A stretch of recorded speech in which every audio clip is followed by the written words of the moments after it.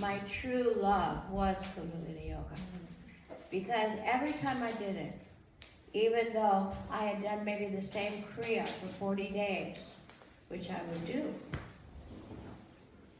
I always had a different experience. And it was a heightened experience, not just a physical body experience. And so, over the long period, I studied this and studied this and studied this. I'll tell you one quick story. You don't mind if I stand, do you? I mean, I just like to stand sometimes, you know, because I'm going to sit for 5 hours, so standing feels good. There came a time in Los Angeles, where I lived, that people started asking me to teach them privates. And at that time, it seemed like a good idea because we didn't have hardly any money, and we had a yoga center, kind of like this, where you're just keeping up and keeping going. You have a great dedication to the practice and to serving people, but you don't really have a lot to live on, as many yoga studios like these wonderful folks do. So I said, sure. And at that time, it seemed like a lot of money. I think it was like $125 for an hour. And this was in the 80s and 90s. Was it the 80s or just the 90s? I don't remember. But anyway, so word got out that I was this yoga teacher that wore a white turban and white clothes. And she taught this thing called Kundalini. And it became the most popular yoga for all the movie stars and all the big singers and the bands and the agents and the clients and that whole thing, until I had to say no to people, very, very famous people too. And I was called the Guru to the Stars. I didn't give myself that name, they did. And so at one point I was doing 44 classes a week. Now you do the numbers. I was in my car. I had this old Mercedes in the front seat. The back of the front seat didn't work. It was back. So here I'm driving everywhere like this without anything to leave. And I knew more of those gate, how to get in the numbers, you know, of gates of these really wealthy people and well-known people. I gate number after gate number. And so I would go and teach them, and my husband ended up billing them because I didn't want to have to collect the money, and it's this much, all like that. And it was the first time we had ever had any money. We had been married like, I don't know how many years, we're married 41 years now. And I was enamored to go into these people's houses because I mostly taught them in their bedrooms. I could have written a book about all these people because some of them are just neurotic and weirdos, and a lot of them would just end up talking to me. They wouldn't even want to do the yoga. They just want someone to talk to. It was quite an exciting time for me. I would go to movie sets while they were making movies, like directors, and I would watch and sit with them. And I also went to recordings of very famous singers, and I'd watch the videos, and I would say, that video doesn't work. It's going to change the image of you. If you want to keep the image, then take this out. And they were all listening to me. I couldn't even believe it. Here I am, this girl. And, but I think I was more than I thought I was. I didn't give myself very much credit at all. And they called upon me actually for wisdom because a lot of them were lost, very famous people. And you see them on stage, singing, dancing, you see them in the movies and you think they got it together, but they didn't have it together. They were out there front with it together, but at home, they were going fast and they didn't know how fast they would go, and they didn't know how long it would last either. It's not a good business. There were a few people that had it together. I could count them on 3 fingers. The rest of them were just, you know, popping pills or doing this, doing that, going to shrinks, getting massages every hour, trying to keep the rhythm going because they didn't know how long it would last. Because if you were on top and you didn't do good, no one cared about you. It was agents. It was so creepy. And I don't know if it's still as creepy as it is now, but it was creepy then.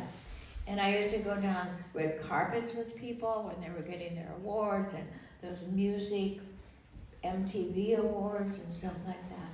So here I was, doing all this, doing this big dance and losing my identity, losing my sadhana, not doing it in the morning, thinking, and my ego. If you could watch egos grow, my head would have been out like this. It would have just popped, exploded. I just thought I was something else. Farm girl from Illinois, lived on the beaches of Maui, body surfing, being a hippie, and then all of a sudden doing this whole thing.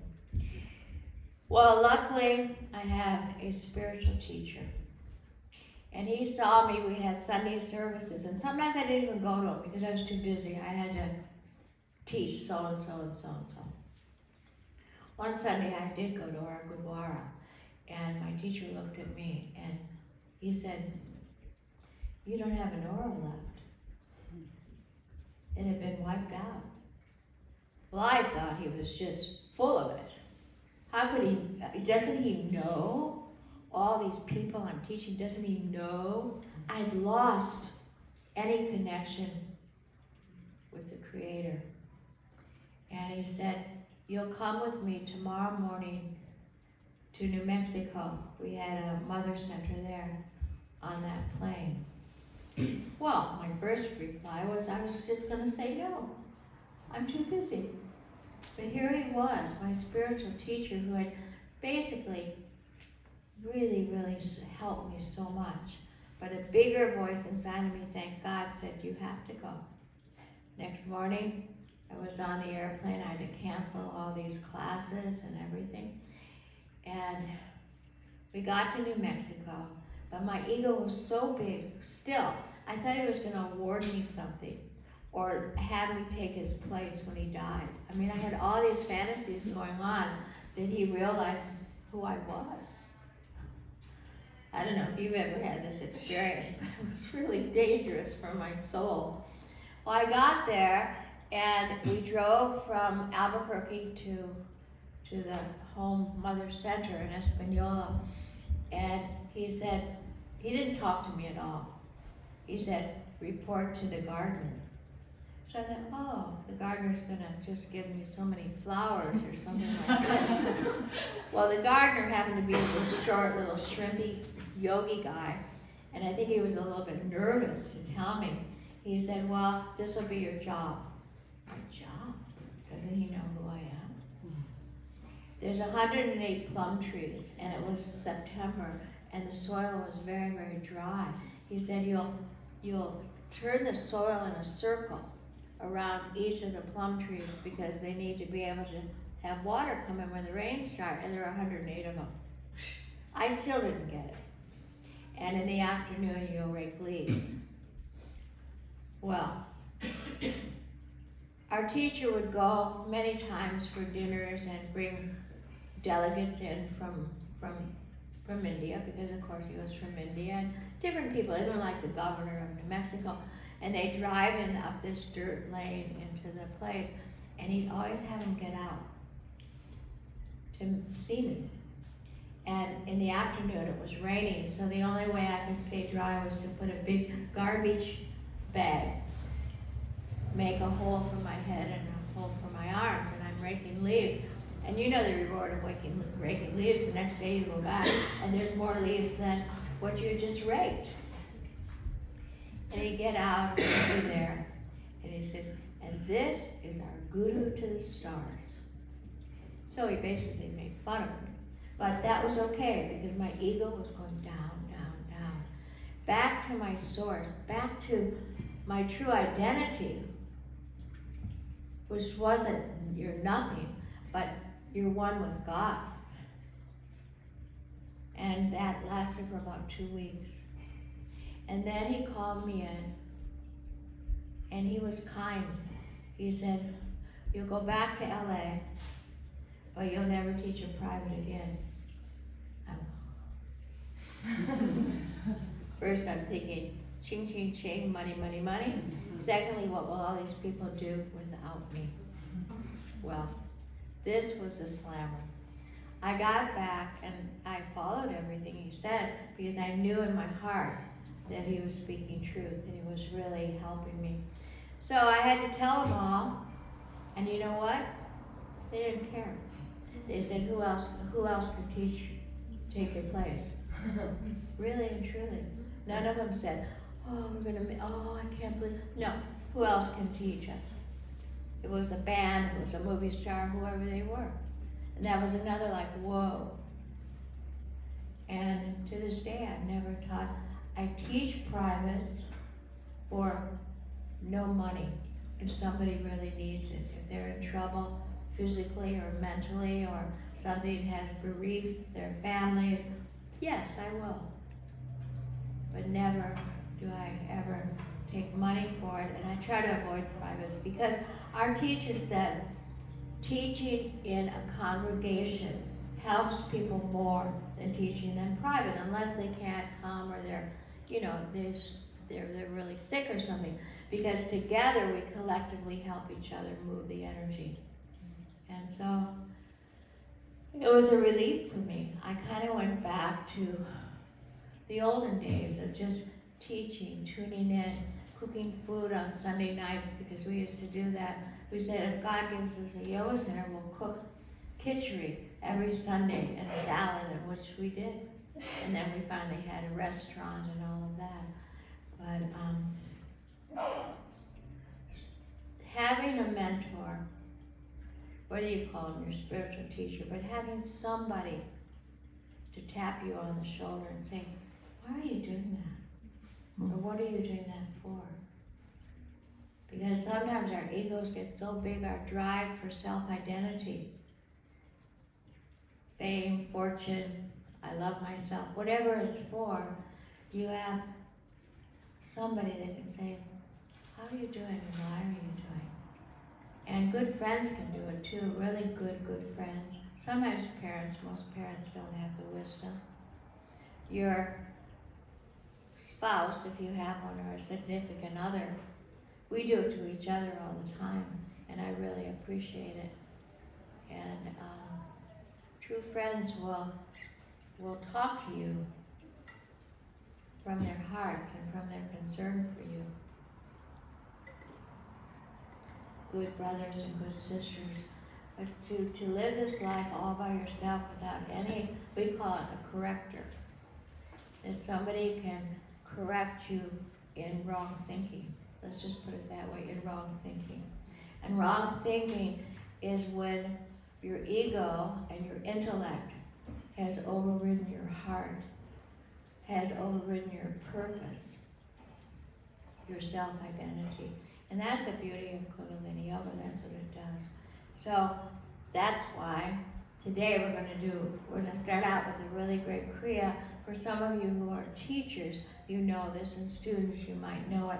But I did it again this morning, and I didn't know what I was going to teach today. I said, okay, we're going to start out with this because it's a corrector, it's a teacher. It gives you a self-diagnosis of where you're at, and it corrects any imbalances in your body and in your mind and in your soul.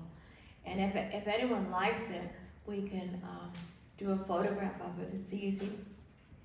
And what we suggest is that you do it for 40 days. And if you miss day 39, and I've known people that have, because their ego got so big, that day 40 would be day 1 again.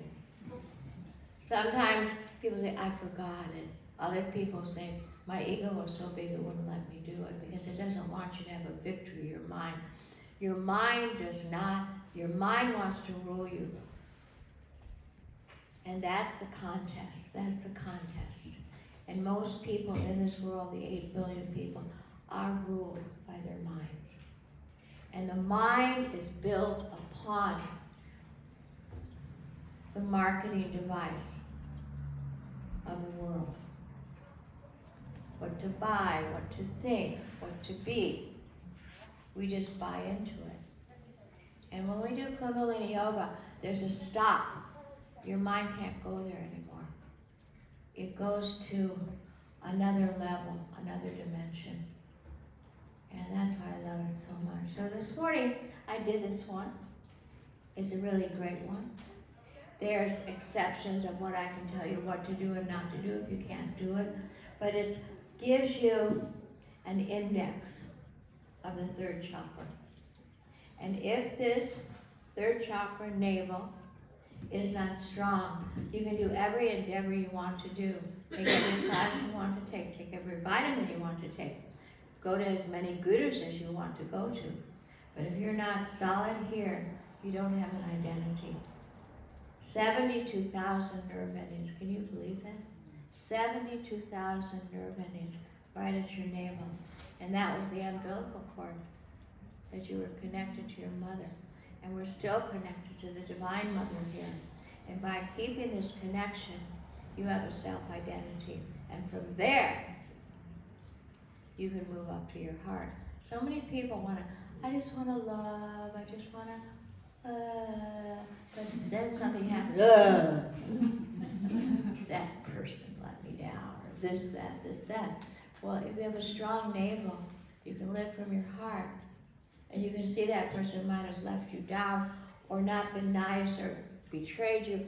You can understand why. And then you can just pray for that person. Because no one wants to be evil. No one wants to be mean. Nobody wants to be angry. Nobody. Everybody's soul wants to be elevated to connect with Creator. Every soul. And you may say, no, my ex didn't. He did. It just got buried. It just got buried. Go back to everyone when they're under 7 years old. Go back to looking at a little baby when they come out of their mother's womb. We were all one of them. We had a purity. There's a purity in every single person. And I do believe that Kundalini Yoga has the ability to take you back to your origin, to take you back to your innocence. But you got to work, a lot of us, to get there. Because you spent about 30, 40, 50 years putting layers on your true identity.